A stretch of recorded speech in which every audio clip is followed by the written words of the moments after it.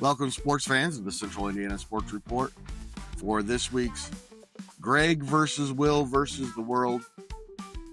A couple of Central Indiana questions today, so it's going to be interesting to local listeners. We also have some national topics that we're going to debate. Greg versus Will versus the World is Greg Mengelt, me, versus Will Rutherford.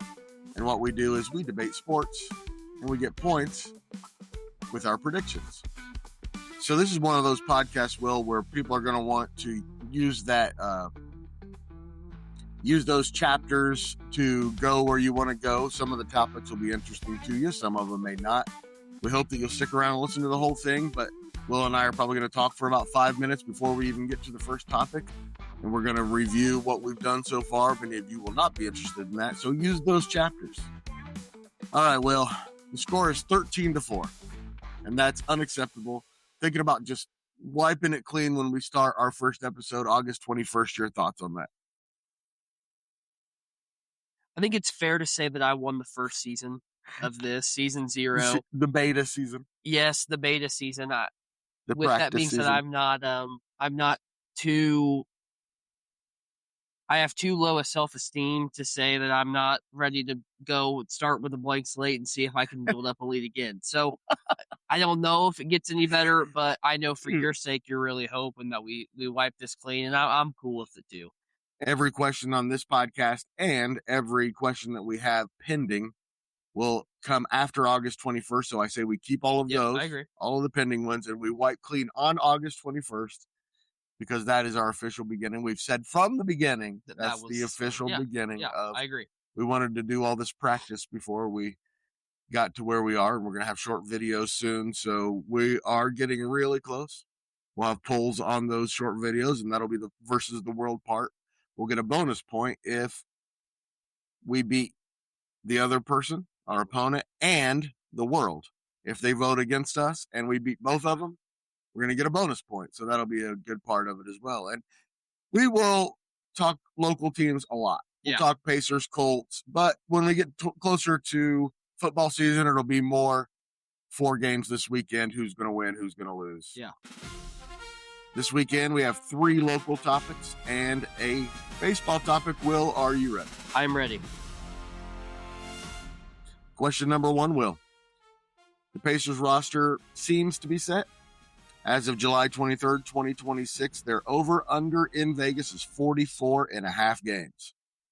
I think we both think the Pacers are going to win more than that. So, Will, I'm going to put it at 47.5 games. Will, the Pacers win more or less? I say they win more than 47.5 games. I have their win total right around 50. I think it's about where they were 2 years ago. They were 50-32 going into the 2025 playoffs when they went to the finals. I expect them to be about that good. I think they get off to a slow start, get Halliburton back into the game flow. I think it's going to be an adjustment with Zubac in terms of, his establishment within their starting 5 and how they rotate minutes. At the center position, I expect Kelly Oubre and Larry Nance Jr. to make some contribution that helps make their bench one of the best 3 in the league. I expect them to be a really good basketball team. I just think that they're not going to be an incredible regular season team. I think they get hot down the stretch, go into the playoffs rolling. But I think 50 wins is about where I have them. Well, I disagree with you.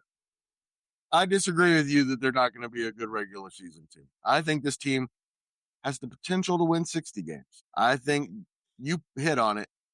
Their depth is so good. Their second team is going to be a legit NBA roster. It is. And I think that's why they're going to win 54 games. I would go as high as 57 games, Will.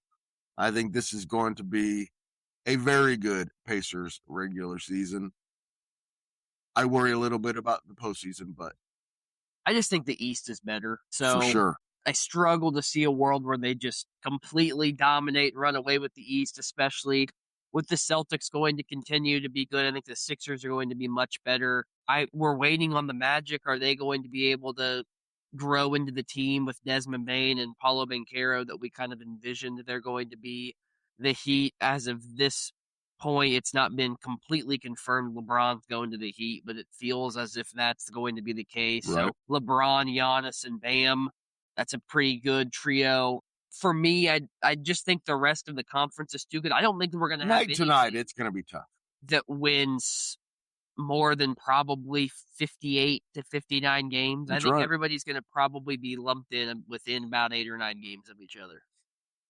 With the attrition of today's NBA, I think the Pacers' depth, they're pretty much built for They are. any situation, any night.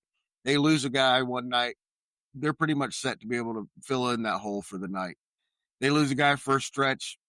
They, instead of going 3-7, they're capable of having a roster that goes 6-4 during that stretch, right? You Yeah. lose Halliburton for 10 games. You lose Siakam for 10 games. Yeah. I think instead of the way they put the bench together, instead of going 3-7, they maybe go 7-3. So I think they're going to win. I think they're going to be the number 1 seed, Will. Well, I hope that you're correct. I have them more in the 3 or 4, probably. I think they host the first round, and that's probably it. So we agree. So no points on the line for that one. Yep. Let's stick with the theme, Will. The Colts over-under as of July 23rd, 2026 is 7.5 games for the 2026 season. So let's just go with that. Of course, we debated that on the Colts Report this week with Dave and with Will and his dad, Dave Rutherford. More or fewer than 7.5 games in 2026. Well, on the Colts Report about a month ago, I predicted that they would go 11-6. So I'm going to have them at the win total over. Now, looking at their schedule, they are not a favorite until week 5 currently. Now that's subject to change. Absolutely. It's way too early to have any level of betting comfort within the market, especially with what the line Vegas sets, because we've not seen anybody actually take the field. I do think this roster is built to win a lot of regular season games. They're not built to win postseason games because I just don't think that they have enough frontline talent, especially on the defensive line and their front 7, to probably make a huge splash there. With that being said, they have the addition of CJ Allen at linebacker. I'm still wondering if Bryce Betcher from Oregon, a rookie, is going to be the will linebacker. There's hope. There's hope at linebacker. We'll see. Right now, they have him listed at the second string middle linebacker. I expect him to play. I think that they drafted him with the athletic mindset, especially because he was going to get drafted by an MLB team as well after playing baseball in Oregon too. With the athletic pedigree, I expect him to see the field. I think they're both going to be good eventually. You know, there is some concern with his Arden Key going to be good enough at the defensive end. I think Latu is going to continue to use his athleticism to be a benefit for this team. Is he probably worthy of the first round draft capital that spent on him? No. But I've long said that was not, they were going to draft Brock Bowers. He got taken the pick before him. Who was the next pick? I believe it was Jared Verse. So, yeah. That will always make that a worse pick, and that's unfortunate for Chris Ballard. I just think this Colts team, I like a full season with Daniel Jones. God willing, he stays healthy. If everything goes perfectly well, this team's capable of winning 12 games and being in the second round of the playoffs. But this is the NFL, and things never go perfectly. And they're more likely going to win 6 games, I'm afraid. This has a team with 7, 8, 9 wins written all over it. This is almost a 50-50 proposition to me, whether they'll win 7.5 games. I'm pretty sure I predicted 7-10 on our Colts Report a couple of weeks ago when we went game by game. But I'm going to say under, Will. I don't have a lot of hope in this Colts team. I think this franchise needs a new direction. Well, I don't disagree with that at all. I thought last year that Ballard probably needed to go. However, Carly Gordon Ursay felt that it was better to keep him on board. And so I am going to have to concede to her judgment because she's the owner and I'm not. However, I feel like he's had enough time to develop this roster in a way that can play winning football, especially in a division that I think got better. I think Tennessee's probably going to be a better team this year than they were last year. I fully expect that Jacksonville is as good as they were last year. Maybe they'll win as many games, but their roster is just as good, especially getting Travis Hunter back for an entire season. The Texans' defense is going to be the best in the league. If Stroud plays even remotely close to rookie year Stroud, the Texans are going to be better. So the Colts are either going to sink or swim, and ultimately, we're not probably going to Sink. know until September 13th when they play at home against Baltimore of what this roster truly looks like. Got to say, well, I got a lot more hope in the Pacers right now than I do the Colts. Absolutely. I am just not feeling it with that franchise, and I hope I'm wrong. Question number 3, Will, I'm going to answer this one first. As of July 6th, the odds for the Big Ten championship, Ohio State is the favorite at 3-1. Indiana and Oregon both 4-1. Then it drops way off to USC and Michigan at 15-1. Penn State 25-1. Will, I think this is wide open. You give me Oregon, Ohio State, Indiana, tell me to pull it out of a hat. I'm probably happy with that, whichever one comes out of the hat. But I'm giving the edge to Kurt Cignetti. I just think he's that good. I think unless you beat Kurt Cignetti, he's the favorite. And I think he's significantly better than Ryan Day. Ryan Day has better football players, Will. But Kurt Cignetti has proven over the last couple of years, especially last year, that he can take worse players than yours and beat you with them. I'm going to say the Hoosiers repeat as Big Ten champions, and I think they're going to be a Final Four team in the football playoff as well. That's a long way off to be talking about that, but I just believe in the staff, and if I have to take one, I'm taking IU. Well, Greg, I don't think that you're wrong in your analysis. However, I don't think Josh Hoover is going to be what Fernando Mendoza was. And I I think think he there might be were. better. You do? I think Kurt Cignetti is the reason that Fernando Mendoza is Fernando Mendoza. We watched him at Cal. He was okay, right? He was a serviceable He was quarterback. good. Yeah, he was a good. good college. Yeah, he was good. He was never mentioned as a Heisman guy or even thought that way until he got to IU. And I don't think Josh Hoover will necessarily be better, but I think there's a very good chance that he is. And I think Kurt Cignetti is the reason. Well, I really think that Oregon is probably the team I'm going to bookmark and say best roster. Good roster. Arguably, especially with Dante Moore coming back. I think, him not going into the NFL draft this year, even though he probably would have been a first round talent in terms of draft capital. I expect he's going to grow and develop. He's going to get the extra year in college. I think it's beneficial. I think we've seen the last few years, especially with Jaden Daniels, especially with Bo Nix, that extra year that you get in college can be really pivotal for your development. So I expect that he will take a leap forward. I think they play in as tough of a home atmosphere as anybody. I like the way their schedule lines up. I think that they have a pretty easy Big Ten schedule. They do have to go to Michigan. They do have to go to Illinois. They do have to go to Michigan State. Those are 3 off the top of my head, I know. But I don't see any of those 3 teams being Is that because you're great. going to those games? I am going to one of those games. But on top of that, I just think that Dan Lanning is on the precipice of really breaking through. I think he already is a respected No doubt NCAA coach. I expect that he really puts his foot forward, especially with how last year ended. It was bad. I think there's a lot of fuel that gets added to a fire when you get really embarrassed in the Peach Bowl like they did. Ohio State is number 3 in my mind. That's tough. Because of the coach. I mean, neither one of us took them, so I guess just don't. I'm not convinced that Ryan Day's that good. I'm convinced he's good at having a lot of talent. I'm convinced they have a ton of talent, and they're just have a plethora of 5 stars. That's right. So that's always going to give them the edge. I think that's why they're the odds-on favorite now.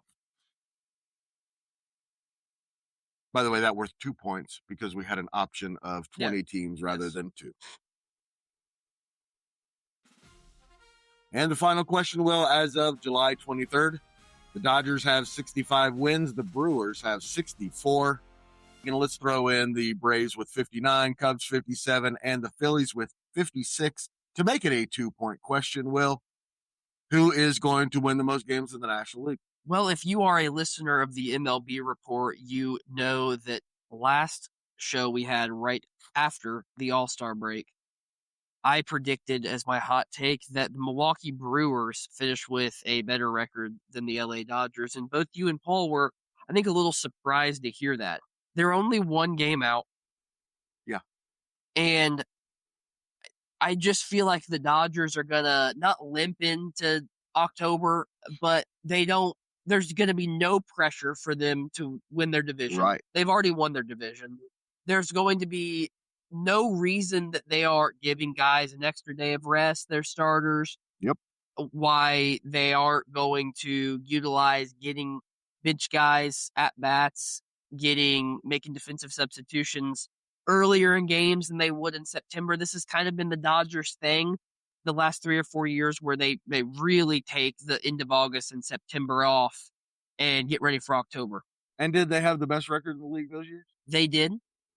However, I think the Brewers are better this year than they've been. I think that their pitching staff is really good, and I expect the Brewers probably take a similar approach. I don't see Mizorowski getting a ton of innings in September, but they're going to have to keep him crisp. I think the Dodgers' 4-man rotation is going to present a lot of issues for anybody in the National League, even as good as the league is as a whole. I don't see the Braves the Brewers in this race. The Brewers' rotation poses a problem too up top.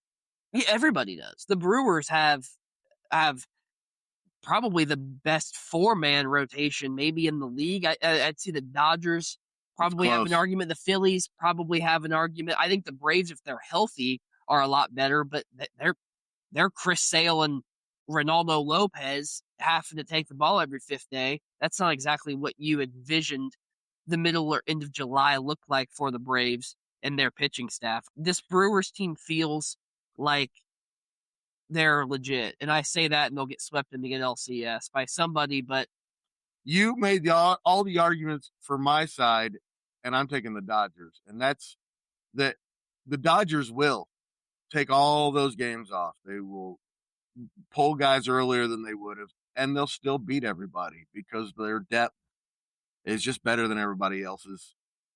They can absorb a loss or two for a DL stint. I don't think the Brewers, the Braves, I don't think they can absorb it nearly as well as the Dodgers can. And I think that's why the Dodgers, plus the trade deadline's coming up, who knows what they do there. They probably shore up something somewhere. And it would be a very Milwaukee Brewers thing to do, to have the best record in the National League than losing the first round of the playoffs. I would love that. But it's going to be the Dodgers. The Dodgers here's the way I see it. The Dodgers have had a disappointing season up to this point, and the Brewers have had an exceptional season up to this point, and that's not going to last. They still have a game on. We'll see. It's a beautiful thing about this is that we'll see.